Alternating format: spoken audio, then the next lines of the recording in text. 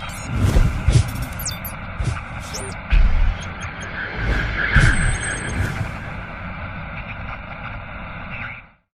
selamat siang citizens. Kembali lagi di MyCity TV bersama saya Ari Nugroho. Saat ini saya ingin mewawancarai seorang profesor bernama Profesor Syarif Hidayat. Beliau adalah seorang ahli di bidang bisnis dan ekonomi. Kita mau tanya-tanya seputar COVID-19 dari sudut pandang ekonomi dan bisnis serta otonomi daerah. Saksikan terus di MyCity. Cuci tangan, pakai masker, itu saja.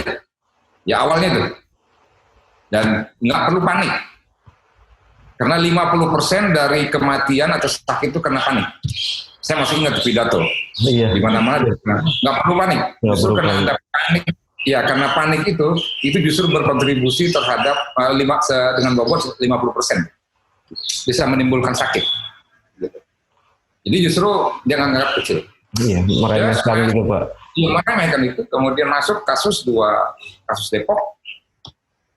Kemudian setelah itu kita dinyatakan positif ada 2 orang. Dan nggak lama dari itu mulai berapa? Nah, di situ gampang, bingung dia. Nah, itu ketika keadaan bingung itu, nah kemudian mulai ada tekanan dari ketika kelompok medis kita banyak yang berguguran.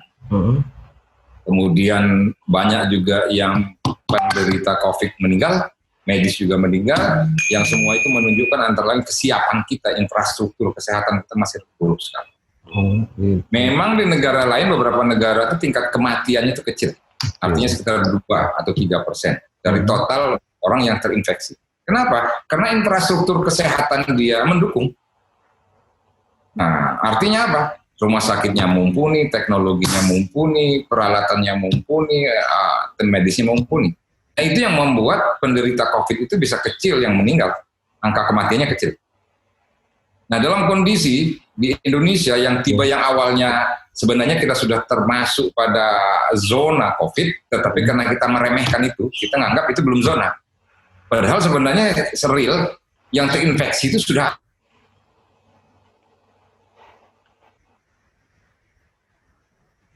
ada.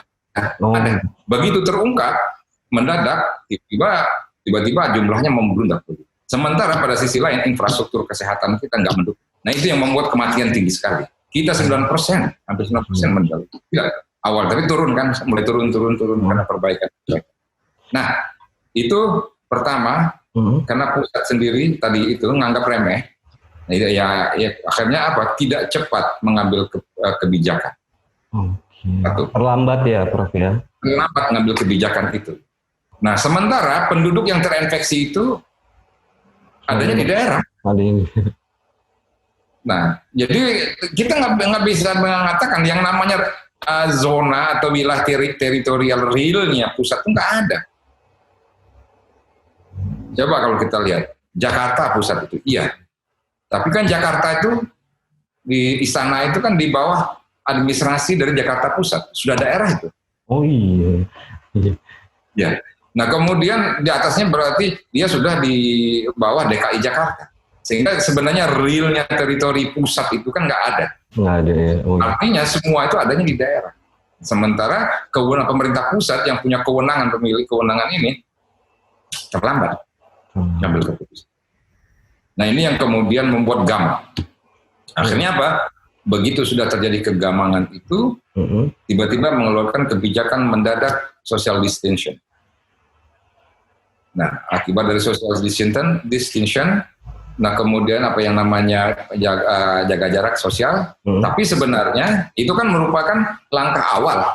Langkah awal dalam kondisi dengan kata lain itu kita berada pada, apa itu, kalau siaga itu yang paling rendah itu yang paling ini ya, serius atau gimana? Kalau siaga 1? Siaga 1 yang paling tinggi Bro, tingkat kurva kenaikan kasus harian. Iya, berarti siaga 4 itu. Iya, siaga 4. Iya. Siaga 4 itu baru kita hanya cuci tangan dan lain sebagainya, social distancing. Nah gitu kan. Padahal seharusnya kita sudah berada di siaga, harusnya siaga 2 itu udah. Harusnya siaga 2 ya Prof ya. Iya, nah sementara kita ngambil keputusan di siaga 4. Nah, apa yang terjadi? Nah, realnya kan di daerah yang terjadi. Banyak korban. Nah, pemerintah daerah kan gampang. Dalam kondisi pusat ngambil kebijakan siaga 4, hanya cuci tangan, social distancing, sementara di daerah sudah terjadi korban.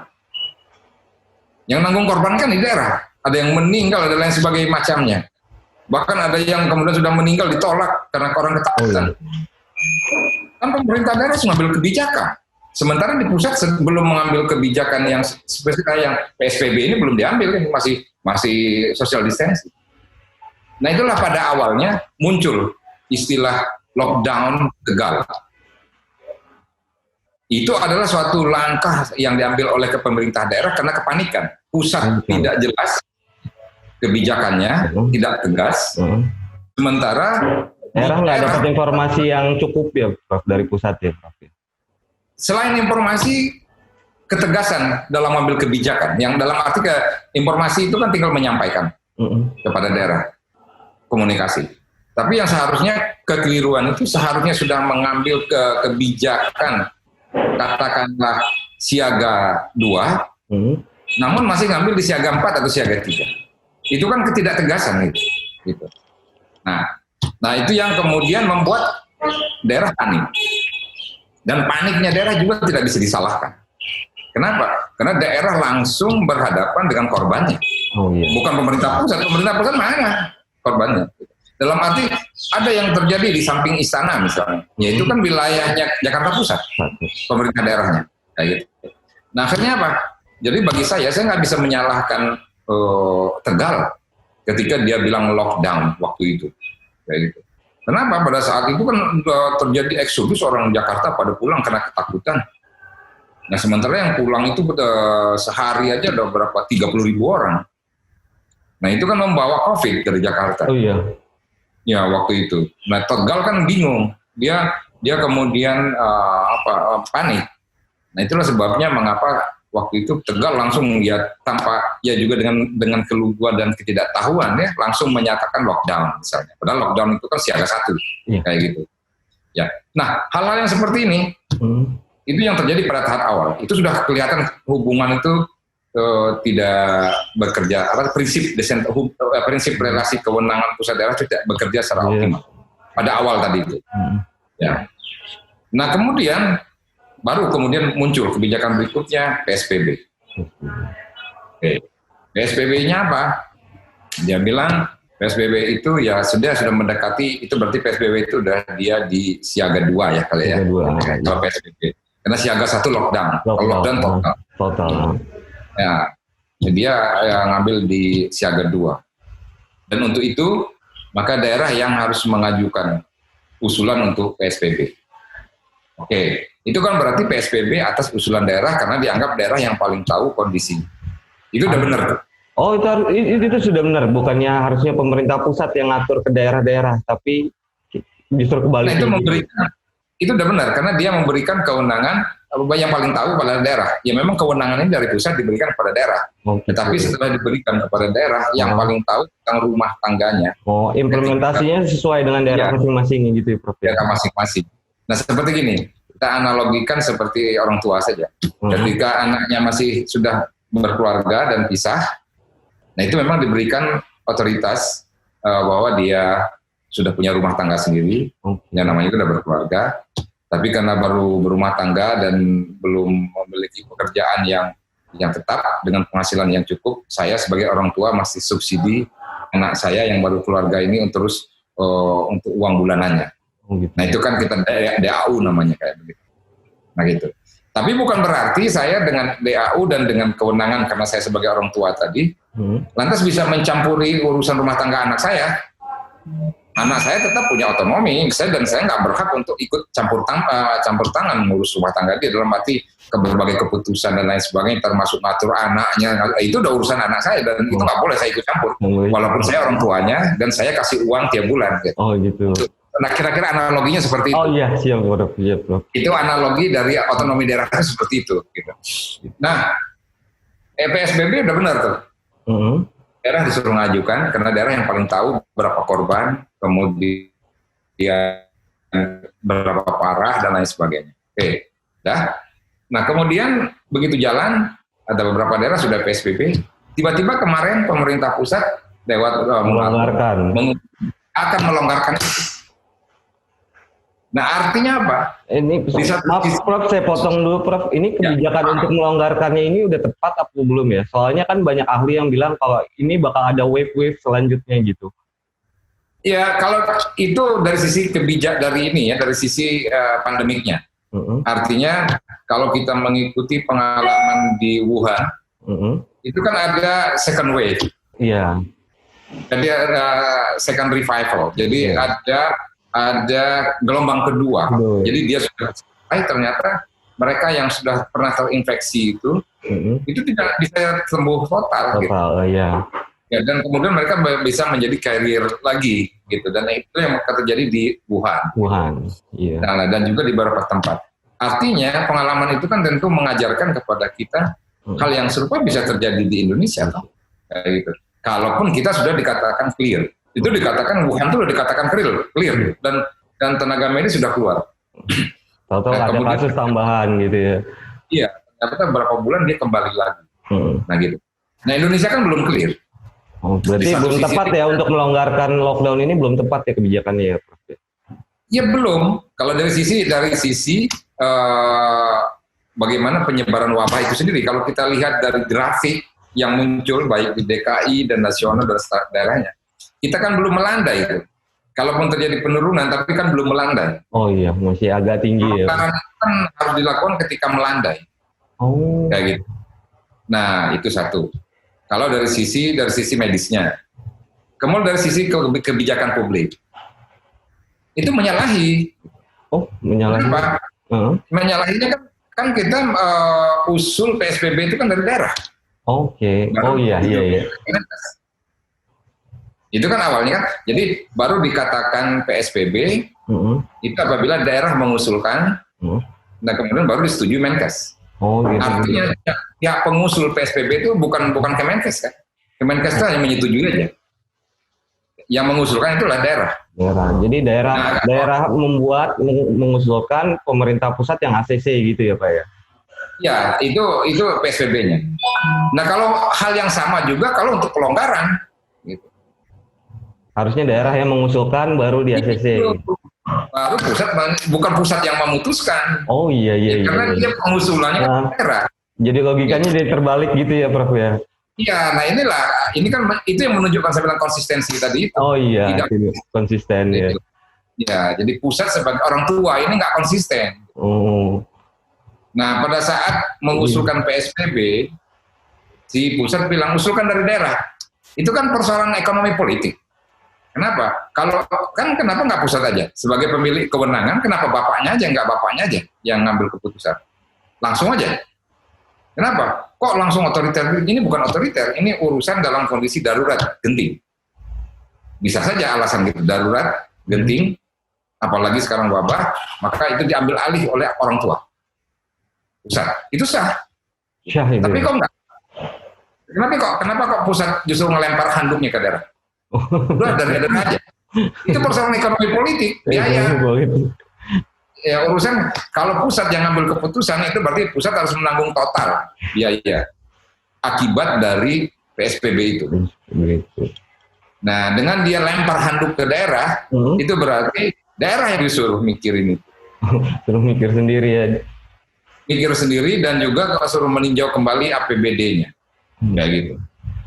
Kalau misalnya itu ini aja itu. Untuk penegasan aja Prof, seharusnya langkah-langkah apa aja sih yang dilakukan pemerintah sebagai orang tua gitu ke daerah-daerah ini?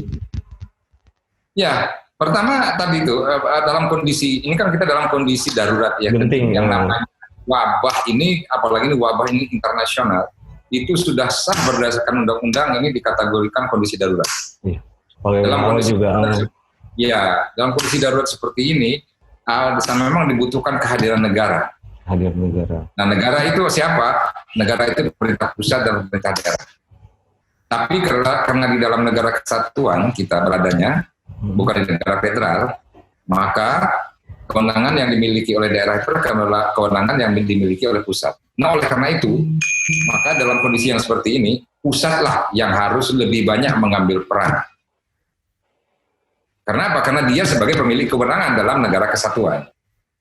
Nah, pusat itulah yang harusnya cepat mengambil keputusan, bukan berarti menafikan daerah. Karena dalam kondisi genting ini, ya memang orang tuanya yang harus berperan. Saya mau tanya masalah ini nih, kebijakan pemerintah dalam sisi ekonomi, dari segi ekonomi. Apa sih yang seharusnya dilakukan pemerintah untuk menyelamatkan ekonomi negara nih di tengah pandemi COVID-19 ini, Prof? Tentunya ini persoalan besar ya. Iya. Kalau persoalan besar itu karena prediksi sejauh ini paling tinggi itu kita pertumbuhan itu sekitar 1 paling tinggi ya. Iya. Ya, itu selalu sebagian besar itu memprediksi pasca COVID ini di bawah 1%. Iya, 2,9% secara year on year. Iya, nah itu kan berarti persoalan ini persoalan mendasar. Sehingga kalau kita ditanya apa yang harus dilakukan, ya hampir pada semua sektor. Kayak gitu. Iya, tapi untuk itu maka mungkin perlu prioritas. Karena kita nggak mungkin melakukan itu bersamaan pada waktu yang sama, semua sektor itu. Sure. Nah, oleh karenanya pemulihan yang paling utama saya kira itu mungkin bisa dilakukan di sektor UMKM. Itu kelihatan UMKM. Nah, apa yang harus dilakukan sekarang? Gitu. Nah, kenapa saya memilih sebelum sampai ke sana? Kenapa saya memilih UMKM? Karena UMKM inilah sudah menunjukkan sebagai patut penyelamat ekonomi Indonesia, gitu. Di krisis 1998 itu menunjukkan juga UMKM yang menyelamatkan fundamental ekonomi kita. Nah, mereka yang bisa survive dan kemudian bisa bertahan dalam kondisi krisis. Kita ada krisis juga di tahun 2024, 2004, 2005, UMKM lagi membuktikannya. Dan yang kedua, UMKM itu kan sebagian besar itu adalah pribumi, usaha dari para pribumi. Ya, kalau yang udah usaha besar di manufaktur, itu kan sebenarnya yang terlibat pribumi itu sangat terbatas. Itu kebanyakan adalah ya timur asing dan juga ya tentunya perusahaan-perusahaan asing yang ada di situ, yang terlibat di situ. Nah, oleh karenanya menyelamatkan UMKM ini sekaligus akan menyentuh perekonomian masyarakat di grassroots, di akar rumput. Nah, begitu juga dengan adanya COVID, ya luka ekonomi pertama juga yang terjadi juga di UMKM ini. Iya, mereka kan usaha kecil yang kemudian akan berhubungan dengan bank, dengan di lockdown, dengan PSBB.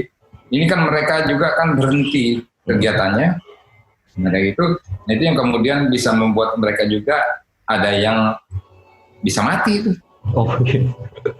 Nah, oleh karenanya apa yang harus dilakukan oleh pemerintah pada pertanyaan Anda tadi ada 2. Yang pertama ya pemerintah itu harus berupaya sekarang ini mencegah agar luka ekonomi pada sektor UMKM ini jangan terlalu parah. Ini sudah luka. Tapi bagaimana luka ini jangan menjadi lebih besar, jangan lebih parah. Yang kedua, sudah mulai memikirkan bagaimana mengobati, yang pertama tadi mencegah luka jangan menjadi lebih parah, jangan lebih besar. Yang kedua, bagaimana mengobati luka yang sudah terjadi ini. Kalau pemerintah itu kan baru-baru ini memberikan dukungan fiskal ya untuk UMKM melalui stimulus kredit sampai 500 juta, itu berarti tepat sasaran berarti, Prof ya? Itu sudah tepat, kebijakannya sudah tepat.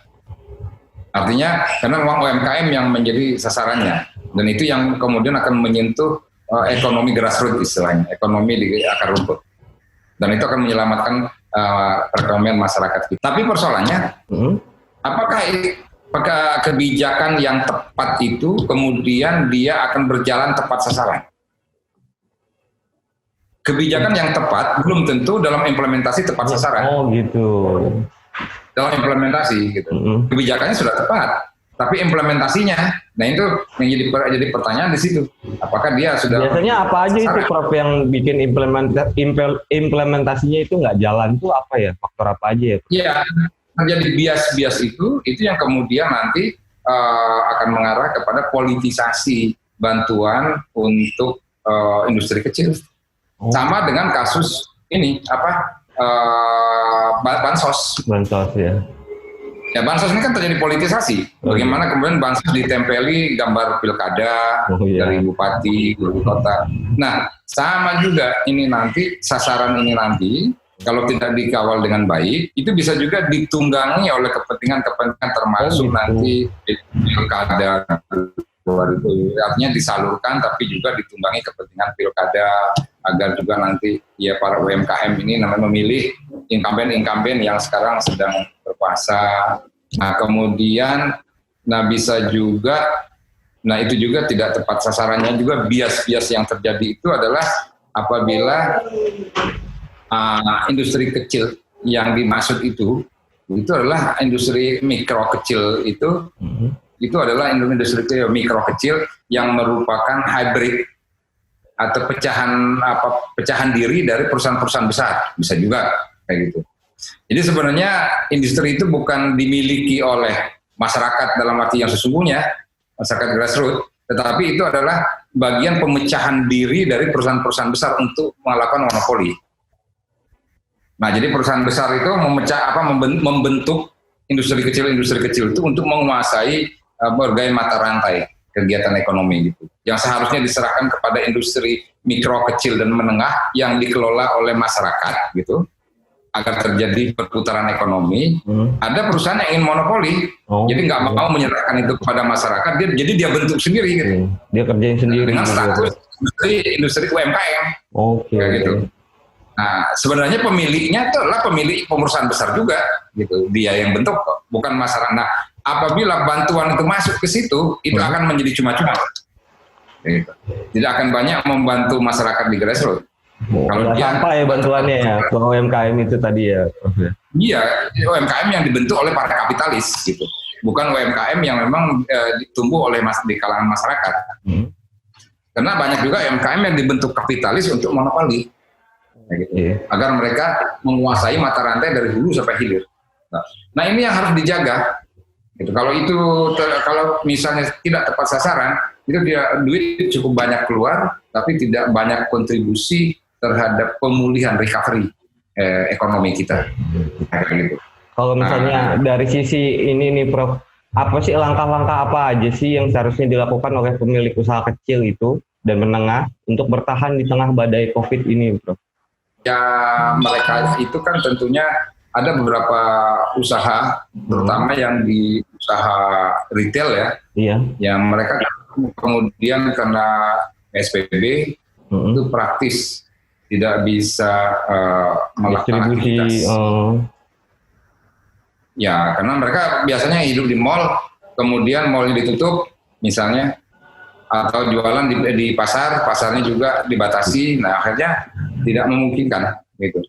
Nah, itulah sebabnya ada beberapa di antaranya memang dia tidak bisa berbuat apa-apa kecuali dia kemudian ya dia banyak yang sudah mati itu.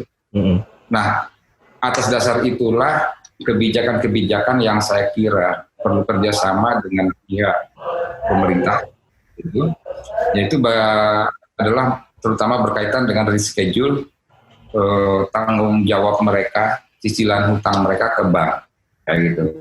Karena dengan adanya PSBB ini kan mereka tetap nggak punya hak, tidak memiliki penghasilan, tapi kan dia harus menyicil ke bank atas pinjaman dan modal.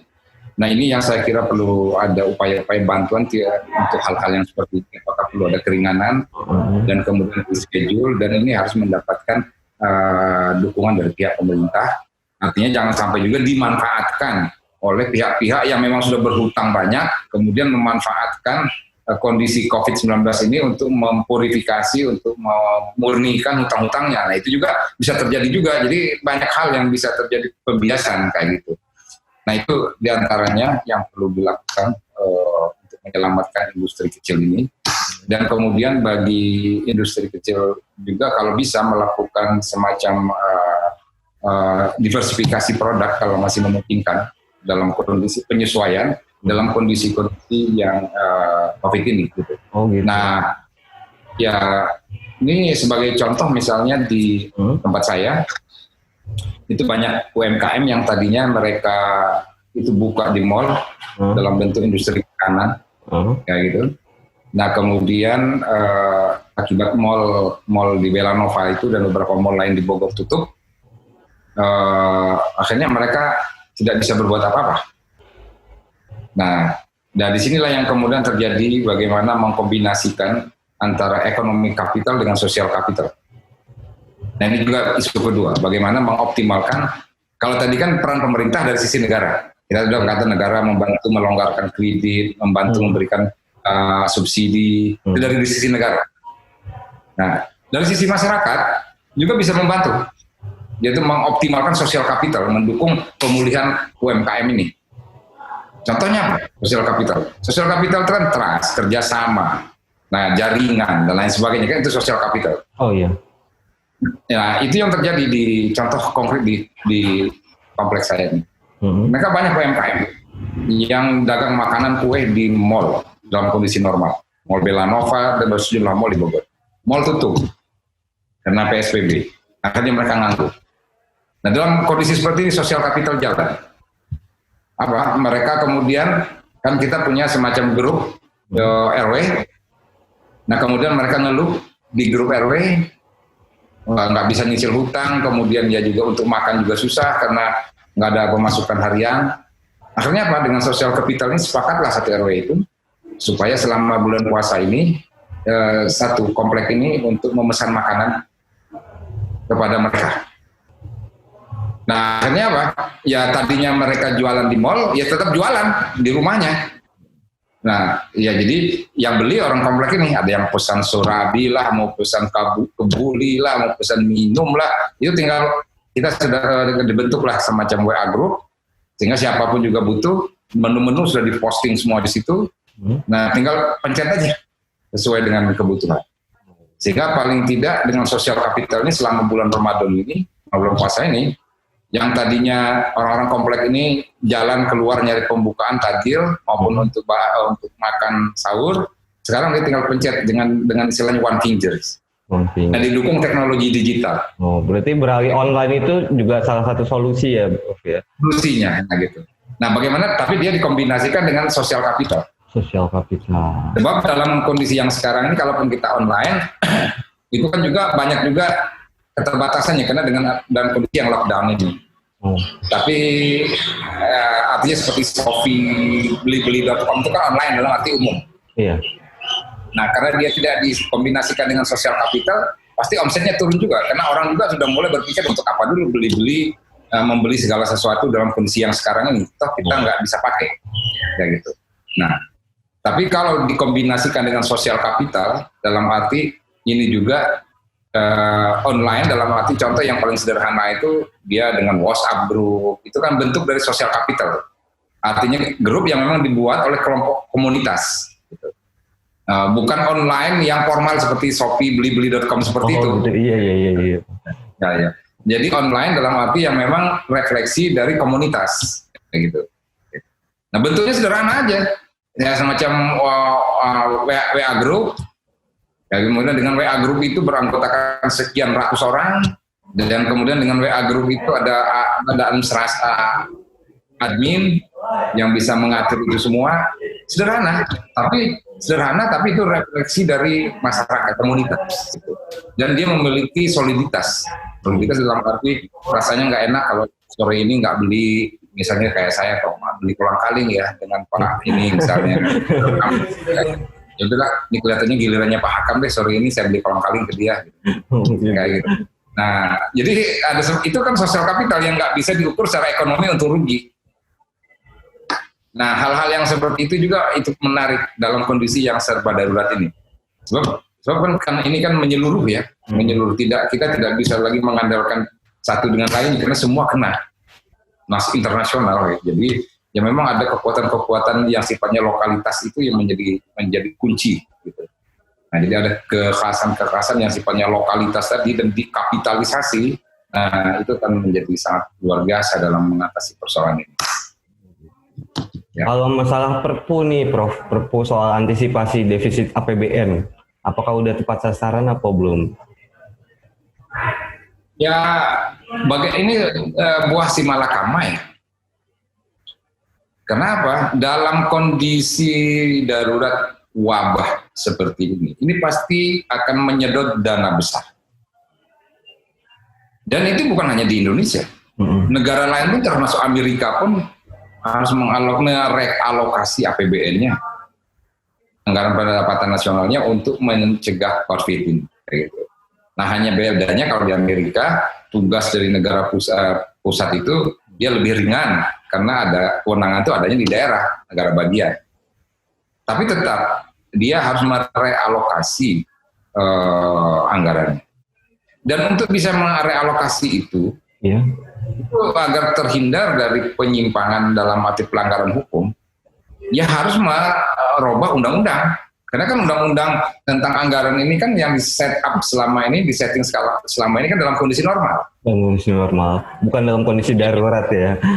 Nah, bukan dalam kondisi darurat. Nah, sementara kita dilanda darurat yang menyedot dana besar sekali.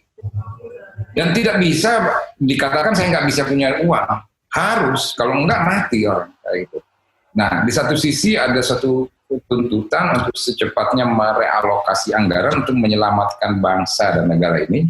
Tapi di sisi lain kan kita juga nggak mau terjerat hukum dalam arti karena pelanggaran. Nah, agar tidak terjadi pelanggaran, ya perlu dirubah undang-undang yang normal tadi dirubah menjadi undang-undang darurat, kan gitu. Agar tidak terjadi persoalan-persoalan pelanggaran. Nah, apalagi nanti kena KPK. Nah, Perpu di situ. Memang harus ada Perpu itu. Kalau enggak, ini gimana menjustifikasi alokasi anggaran ini kalau nggak ada Perpu? Berarti tepat banget ya langkah pemerintah nerbitin Perpu itu tepat sekali ya, Prof. Ya, artinya memilih Perpu mengeluarkan Perpu itu memang merupakan keharusan untuk melegitimasi realokasi anggaran. Nah, tapi ya lagi-lagi itu arti pentingnya Perpu, gitu. Tapi Perpu kemudian menjadi berbahaya apabila substansi dari Perpu itu kemudian disusupi kepentingan politik. Oh ya, ya. Nah, kehadiran Perpu itu niscaya harus. Kalau enggak, gimana kita mengalokasikannya? Tapi kan kehadiran Perpu. Nah, kemudian Perpu itu hadirkan dengan isi, dengan substansi, dengan muatan. Nah, ini muatan ini yang kemudian perlu dikawal betul. Nah, jangan sampai ya kita bilang ini adalah ada truk bermuatan truk kemudian bermuatan sembako gitu. Tetapi ternyata truknya itu memang truk itu kita gambarkan Perpu. Truknya ada. Nah, harusnya kan truk ini muatannya sembako. Tetapi ternyata truk ini isinya apa? Isinya bata misalnya kayak gitu. Nah, itu kan menjadi persoalan tersendiri itu. Itu namanya ekonomi politik atau politik dari Perpu. Nah, kehadiran Perpu harus. Karena kalau nggak ada Perpu nggak bisa sah legal formal dari alokasi anggaran. Tapi substansi dari Perpu itu yang memang perlu pengawalan dan perlu pengawasan yang ketat. Supaya implementasinya tepat gitu ya, Prof. Iya, jangan sampai yang dimasukkan di dalam itu macam-macam termasuk kepentingan-kepentingan tertentu dan juga menghindar dari berbagai persoalan. Ya contoh misalnya, realokasi itu memang harus. Tetapi kalau seandainya terjadi pelanggaran atas uang negara yang telah direalokasi itu, ya dia tetap harus diberikan sanksi. Siapa yang melakukan pelanggaran? Kayak gitu.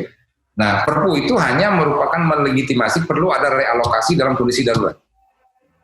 Tapi bukan berarti kalau terjadi penyimpangan atas uang negara yang dialokasikan untuk wabah itu dianggap tidak melanggar hukum atau dipurifikasi. Nah, itu keliru. Nah, ini yang jadi persoalan di Perpu. Ada indikasi untuk kemudian antara lain itu mengatakan bahwa pejabat negara tidak bisa dituntut hukum apabila melakukan pelanggaran. Nah, nggak bisa. Ya, apapun juga kalau misalnya penyalahgunaan ya harus dituntut secara hukum. Tapi ada klausul di Perpu yang implicitly mengatakan seperti itu. Karena dengan alasan darurat. Artinya kalau darurat itu Anda boleh alokasikan uang apa saja, nggak perlu takut dengan hukum gitu, pelanggaran. Nggak bisa, tetap harus ada aturannya. Nah, itu yang saya bilang substansi Perpu. Nah, itu yang kemudian banyak digugat oleh beberapa orang. Katanya ini perampokan uang negara ini. Jadi Perpu ini dijadikan alat untuk mempurifikasi, untuk merampok uang negara. Nah kemudian dirampok oleh pejabat pemerintah dan kemudian nanti digunakan untuk apa saja kepentingan COVID ini, dan kalaupun terjadi penyimpangan tidak dituntut secara hukum dengan alasan darurat COVID. Nah ini keliru, ini artinya kekeliruan substansi Perpu. Harusnya dalam keadaan apapun hukum harus tetap tegak gitu. Harus, namanya negara hukum itu dalam kondisi darurat pun itu tetap adalah harusnya, artinya disesuaikan hukumnya, bukan berarti dia sama sekali bebas hukum. Nah ya enak sekali uang rakyat dibelanjakan untuk. Nah itu yang kemudian dibilang orang banyak ini perampokan, gitu. Perampokan uang negara. Nah itu yang kemudian menjadi persoalan, yaitu yang kemudian digugat oleh kelompok Amin Rais dan teman-teman ke MK Perpunya. Tapi kemudian pemerintah berjalan cepat. Nah kalau seandainya digugat di MK dalam status Perpu, maka yang pihak yang terdakwanya yang digugat adalah pemerintah. Oh gitu. Karena PP kan masih Perpu. Tapi kemudian pemerintah cepat bergerak lewat DPR. Diketoklah oleh DPR Perpu itu menjadi undang-undang yang baru kemarin selesai diketok. Nah artinya apa? Itu berarti tuntutan Amin Rais dan teman-teman dan juga koalisi masyarakat sipil Madani itu gugur. Kenapa? Perpu udah nggak ada lagi Perpunya, sudah jadi undang-undang. Jadi nggak ada lagi. Jadi yang tuntut, objek tuntutannya itu udah nggak ada lagi. Kenapa? Karena Perpu yang tadinya digugat itu sudah berubah sekarang menjadi undang-undang di DPR. Inilah politik. Nah, kalau mau gugat lagi baru, tapi yang digugat bukan pemerintah. Oh. Yang digugat siapa? Yang digugat DPR karena bentuknya sekarang udah undang-undang. Oh iya. Yang merumuskan kan DPR. Ini permainan politik cantik nih sekarang. Oh. Jadi sekarang apa? Bola apinya udah digeser ke DPR. Nah, ini harus permainan hanya persoalan waktu. Permainan kecepatan. Nah, kalau terlambat sedikit kemarin, kemudian digelar perkara di MK, pemerintah yang dipanggil. Karena masih statusnya Perpu, peraturan pemerintah. Tapi begitu Perpu ini digeser statusnya menjadi undang-undang, selesai pemerintah. Berarti itu udah ranahnya DPR. Jadi kalau mau digugat, ya bikin gugatan lagi baru. Yang digugatnya bukan pemerintah, tapi yang digugat DPR. Kayak gitu. Kenapa disahkan undang-undangnya? Objeknya di situ. Nah ini yang terjadi sekarang. Ini ya saya khawatirnya apa? Kita sudah dalam kondisi yang sangat darurat, mempertaruhkan hidup dan mati, yang seharusnya setiap komponen bangsa konsentrasi dulu bagaimana keluar dari persoalan COVID ini. Tapi kemudian khawatir saya, kita nanti akan habis waktu dengan tarik-tarikan persoalan kayak gini. Oke. Perpu. Nah, akhirnya apa? Kita nggak bisa fokus menyelesaikan persoalan COVID. Nah, masyarakat sipil juga melihat ada kemungkinan penyimpangan oleh pemerintah digugat. Kan itu akhirnya memecah konsentrasi. Pemerintah juga untuk menyelamatkan dirinya langsung mengoper itu ke DPR. Kan itu juga nggak bisa fokus ya. Memecah konsentrasi. Nah, kemudian DPR yang seharusnya juga fokus bagaimana mengawal agar kalau berbagai kebijakan untuk penanggulangan COVID-19 ini berjalan dengan baik. Nah, kalau dia digugat nanti, itu berarti kan pecah konsentrasi. Dan yang kedua dan juga DPR juga seperti nggak ngerti apa-apa gitu, nggak ngerti kondisi krisis. Seharusnya jangan bikin hal-hal yang kontroversi dulu selama kita sedang mungkin 2-3 bulan ini, karena kita sedang berupaya untuk keluar dari COVID-19 ini dengan PSBB dan lain sebagainya. Oleh karenanya jangan bikin hal-hal yang kontroversial, yang kontraproduktif, yang bikin masyarakat marah. Nah, antara lain berhenti dulu lah membahas undang-undang ini, karena membahas undang-undang itu dalam kondisi darurat ini itu sah untuk kemudian dibekukan atau sementara dihentikan, di moratorium. Kenapa? Kita sedang darurat wabah. Jadi berhenti aja dulu. Kenapa? Membuat undang-undang itu kan dalam banyak hal juga membutuhkan aspirasi masyarakat sebelum ditetapkan. Dalam kondisi PSBB, bagaimana masyarakat akan menyampaikan aspirasinya? Lewat kita Zoom seperti ini, berapa banyak yang bisa dijawab? Mungkin ya dengan Zoom dengan masyarakat langsung demo di depan DPR saja nggak didengar. Iya, nggak boleh juga PSBB. Apalagi dengan Zoom. Nah, seharusnya berbagai kebijakan undang-undang yang menghendaki pelibatan aspirasi masyarakat berhenti dulu, jangan dibahas dulu. Karena masyarakat sekarang karena berdasarkan kebijakan nggak bisa demo, jadi jangan sampai memanfaatkan kesempatan kebijakan masyarakat nggak bisa demo ini kemudian ngetok undang-undang. Nah kan ini kan menimbulkan permasalahan kayak gitu. Nah itu yang hal-hal yang seperti ini nih juga, jadi kelihatannya nih kita nanti akan habis waktu kita nanti terpecah karena persoalan-persoalan gonjang-ganjing politiknya, bukan karena persoalan karena implementasinya ya. Iya substansi tadi. Nah itu yang khawatir saya, sehingga kita melampaui 2-3 bulan ke depan itu ternyata tidak berbuat apa-apa, tidak banyak berbuat apa-apa. Padahal di negara lain yang konsentrasi full tangani persoalan virus saja seperti kasus Cina, Korea gitu, itu pun mereka belum terbebas total. Itu dengan mereka hindari dulu berbagai persoalan intrik politik segala macam itu, mereka kesampingkan itu semua, full konsentrasi persoalan COVID ini. Ya mereka berhasil keluar tapi kan belum bersih betul. Nah kita ini belum keluar, masih mencapai puncak nih. Puncak kapan turunnya pun belum bisa diprediksi. Kemudian kemudian dihebohkan juga dengan berbagai gonjang-ganjing politik karena ada ulah dari pihak pemerintah maupun ulah dari pihak DPR yang tidak mau menunda atau membuat kondisi ini kondusif, menunda kebijakan dan lain sebagainya. Nah khawatir nanti ya kita habis waktu ke situ. Nah muncul nanti di media sosial dengan berbagai pemberitaan hoax baik dari pihak oposisi maupun dari pihak pemerintah yang nanti mencoba untuk menyelamatkan diri. Nah dengan berbagai penyimpangan atau kemungkinan gonjang-ganjing politik ini kan nanti akan membuka peluang bagi hoax. Iya, saling lempar kesalahan gitu ya, Prof ya. Nah, akhirnya apa? Itu yang akan mewarnai media sosial. Akibatnya apa? Berita tentang upaya penanggulangan COVID-19 ini akan tenggelam. Kalau misalnya tanggapan mengenai 4 kebijakan pokok yang dikeluarkan OJK itu gimana, Prof? Tanggapannya Profesor?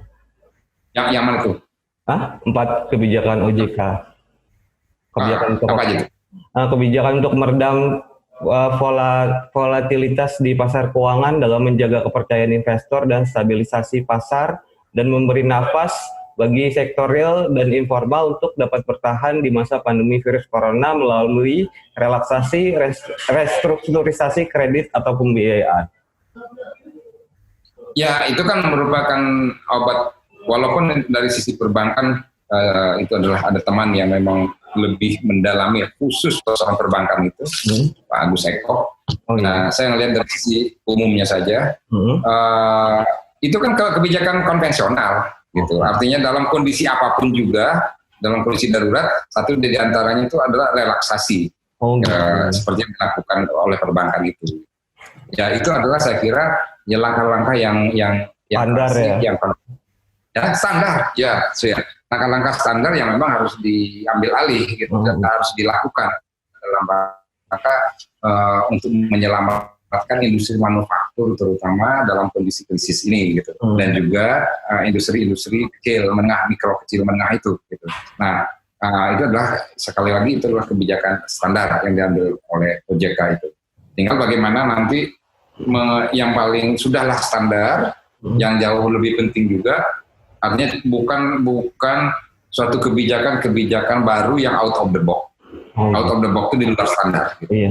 Harusnya dalam kondisi begini kan keluar kebijakan yang out of the box. Iya. Yang tidak standar gitu. Tapi betul bisa membantu menyelamatkan kehidupan ekonomi. Nah yang jadi persoalan ini sudahlah kebijakannya standar, kemudian terjadi penyimpangan dalam aplikasinya. Nah ini harus dikelola, itu jangan sampai sudahlah dia standar, menyimpang lagi dalam implementasinya. Harusnya kita seperti apa ya, Prof? Ya? Bagaimana? Harusnya kebijakannya seperti apa ya, Prof? Ya? Harus yang out of the box-nya itu kayak gimana ya, Prof? Ya? Nah, banyak sih kalau dalam apa yang bisa, negara mana yang bisa dicontoh gitu, Prof? Oh, susah kalau kita melihat beberapa negara, tapi kita bisa mengoptimalkan potensi internal yang kita miliki sebenarnya. gitu. Oh gitu. Di antaranya kalau kita ingin menyelamatkan terutama UMKM itu terkait dengan perbankan ya, lembaga keuangan. Kan selama ini selalu yang menjadi aktor utamanya adalah perbankan konvensional. Oke. Ya, jadi kalaupun terjadi relaksasi itu kan objeknya relaksasi atas rescheduling, relaksasi berkaitan dengan kredit di bank konvensional, bank umum ini. Oke. Oh. Ya itu yang saya bilang standar. Padahal kan kita tahu selain lembaga keuangan perbankan atau yang konvensional itu lembaga keuangan perbankan yang konvensional, kita kan juga punya yang namanya LKM, lembaga keuangan mikro. Nah kayak gitu, lembaga keuangan mikro termasuk di dalamnya kan ada koperasi dan lain sebagainya. Lembaga keuangan mikro itu artinya non perbankan, kayak gitu. Nah lantas kemudian kita ada yang kemudian bank syariah itu, bank syariah yang juga di BPR ya, itu juga termasuk juga lembaga keuangan mikro, LKM, lembaga keuangan LKM, lembaga keuangan mikro. Nah sekarang sudah adakah semacam kebijakan untuk mengoptimalkan lembaga keuangan mikro itu, LKM itu? Nah ini juga yang tampaknya belum tersentuh.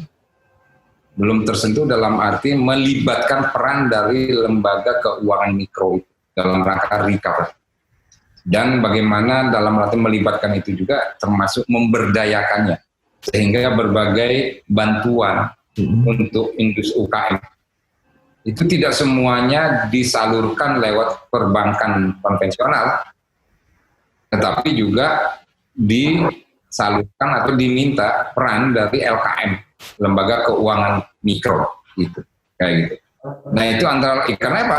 Lembaga keuangan mikro itulah yang biasanya lembaga keuangan yang memang berada di grassroots dan berinteraksi langsung sehari per hari dengan UMKM. Nah sementara kalau perbankan kita tahu sendiri itu paling tinggi itu dia berada tuh paling rendah itu di kecamatan. Oh iya. Tidak langsung dia berhadapan dengan UMKM. Nah itu sehingga dan dia sangat berorientasi profit. Tidak ada social missionnya, misi sosialnya. Sementara kalau LKM kan ada misi sosial. Nah artinya ada social capital juga main di situ. Nah yang saya bilang yang out of the box tadi, seharusnya pemerintah juga mulai memberdayakan dan memerankan LKM ini.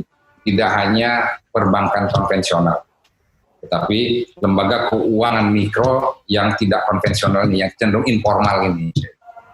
Nah itu yang harus dioptimalkan sekarang perannya, karena di situ juga ada unsur sosial kapital di LKM ini.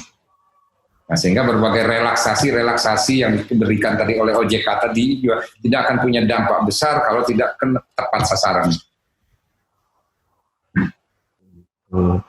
Ini pertanyaan terakhir nih Prof nih ya. Kan dari tadi kan kita udah ngomong yang berat-berat nih, masalah yang berat-berat gitu. Ini kita coba ngomong yang ringan-ringan nih. Bagaimana sih tips untuk menjaga keuangan kita? Karena kita kan selama ini work from home gitu kan ya. Gimana nih tips menjaga keuangan supaya dapur tetap ngebul nih Prof? Apa aja sih tips-tipsnya gitu? Dan kita kerja Ya, pertama ini tergantung karakteristik dari household-nya ya. Oh iya. Kalau income dari household-nya ini adalah dia berupa gaji tetap. Artinya dia walaupun work from home, tetapi tetap mendapatkan gaji dari kantornya. Nah, itu kan berbeda dengan mereka yang tidak memiliki sektor informal. Kalau ini kan sektor formal. Iya, kalau informal. Kalau sektor formal kan artinya dia sudah dapatkan gaji walaupun dia bekerja di rumah. Ya kayak saya, walaupun saya kerja di rumah tetap digaji tiap bulan. Nah, yang menjadi persoalan itu adalah mereka yang sektor informal. Pedagang. Tidak dapat gaji. Nah, gajinya ya tergantung dia keluar rumah hari ini, dagang, dapat berapa dari dagang atau berapa dari ngojek, kayak gitu. Baru dia bisa makan. Nah, kalau untuk yang sektor formal tadi, ya tentu paling tidak dia tetap sudah punya penghasilan tetap, ya perlu artinya dia melakukan rescheduling berbagai kebutuhan-kebutuhan dia yang selama ini dilakukan tiap bulan, yang tidak prioritas, yang tidak penting dan mendesak itu di reschedule aja, nggak perlu dibeli sekarang gitu. Ya utamakan, fokuskan saja dengan penghasilan yang ada sekarang ini, karena kita masih dalam kondisi COVID ini, yang untuk kebutuhan pokok, yang penting untuk makan, kemudian untuk sandang pangan dan untuk sekolah anak, ya katakanlah begitu. Nah, kenapa? Dia sudah punya penghasilan tetap, tinggal bagaimana mengefisienkan penghasilan ini supaya jangan boros. Nah, yang kemarin pakai nonton, pakai harus acara makan mewah-mewah sedikit di resto, ya itu di schedule aja lah, dipospon dulu yang begitu. Liburan artinya dulu ya, Prof. Iya, liburan dipospon dulu ini bagi mereka yang di sektor formal ini. Dan jadi persoalan yang di sektor informal. Nah ini, karena dia akan bagaimana kalau memang tidak ada aktivitas. Iya, kalau nggak berhubungan sama orang lain nggak dapat duit gitu ya istilahnya, Prof. Ya, kalau dia tidak berhubungan tidak dapat duit. Nah itulah yang namanya kalau perlu itu dia disarankan untuk melakukan shifting work gitu kan ya. Shifting work itu artinya dia melakukan perubahan pola kerja. Ya, shifting work gitu. Pola kerja itu misalnya bisa saja yang kayak tadi itu. Tadinya dia jualan di mall, sekarang tetap jualan yang kayak contoh saya tadi itu, jualan di rumah. Ya dengan memanfaatkan social capital. Nah kayak gitu. Nah terus shifting job-nya lagi, shifting work-nya juga, ini banyak yang terjadi itu, contoh kecilnya itu tukang cukur tuh. Yang tadinya dia buka itu barbershop di mall, karena tutup mallnya, dia kreatif. Yang terjadi sekarang ini juga, mereka tetap kreatif, membuat brosur, kemudian dikirim ke rumah-rumah atau juga lewat grup WA, untuk mereka siap datang ke rumah untuk cukur rambut mendekati Lebaran. Dan memberikan diskon-diskon, artinya tetap kerja. Nah kayak gitu. Nah kemudian shifting work pertama ya, shifting work ya, Prof ya. Ya, shifting work itu yang seperti itu tuh. Iya. Nah, jadi mereka lakukan seperti yang tadi pokoknya jualan di mall, sekarang jualan di rumah. Yang tadinya barbershop di mall, sekarang dia datang door to door. Dan ternyata dia bilang lumayan Pak. Kan kemarin tuh saya juga datang ke rumah. Oh lumayan Pak. Kita yang penting kreatif Pak, yang seperti ini ya. Nah itulah industri kreatif jadinya, pentingnya industri kreatif itu dengan memanfaatkan digital ya, industri digital. Ya, artinya industri 4.0 ini menjadi sangat penting. Nah satu-satunya yang nggak kena lockdown itu industri kreatif digital. Digital. Ya ini yang nggak kena. Kalau nggak ada Zoom ini kita nggak bisa bertemu kayak gitu. Nah oleh karenanya bagaimana kreativitas untuk mengoptimalkan ini. Kayak gitu. Apakah lewat media sosial, apakah WA atau Facebook dan lain sebagainya. Itu saya kira sistem bisa dilakukan selain shifting work, dia juga melakukan diversifikasi kegiatan.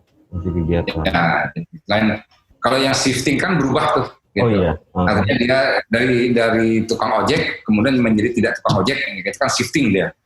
Tapi kalau dia melakukan diversifikasi, tetap tukang ojek. Nah, tetapi dia melakukan kegiatan yang tadinya ngangkut orang, nah sekarang mungkin hanya ngangkut makanan. Oh iya. Nah, diversifikasi itu namanya, diversifikasi gitu. Nah, itu juga bisa dia lakukan diversifikasi, itu juga bisa dilakukan untuk dalam rangka bisa survive dalam kondisi kita yang COVID-19 ini. Jadi langkah awal diversifikasi. Nah, kemudian kalau memang tidak mungkin dengan diversifikasi ya shifting. Perubahan, shifting work kayak gitu. Nah itu yang saya kira, dan semuanya itu ya perlu mengembangkan kreativitas ya dengan industri kreatif tadi. Saya kira itu sementara yang bisa. Oh iya, terima kasih banyak Prof atas waktunya, maaf ya. Mengganggu. Ya nggak apa-apa, sama-sama. Oh iya. Berarti terima kasih banyak Prof atas waktunya. Terima kasih sudah menjadi narasumber kami gitu. Nanti Ada di mana nih? Oh, saya di My City. My City. Jadi kita majalah yang bikin profil tentang kota-kota, setiap kota yang ada di Indonesia. Juga kita bahas masalah kebijakan public policy-nya juga gitu, Prof. Gitu. Ya, ini Anda sekarang di rumah. Oh, di kantor saya, Prof. Kantor ini sekarang ya? Iya. Kantor ya. Berarti nanti saya kirim link beritanya kalau udah jadi, Prof ya. Oh, iya, boleh. Terima kasih. Terima kasih banyak Ya. Prof atas waktunya. Assalamualaikum warahmatullahi wabarakatuh. Bang.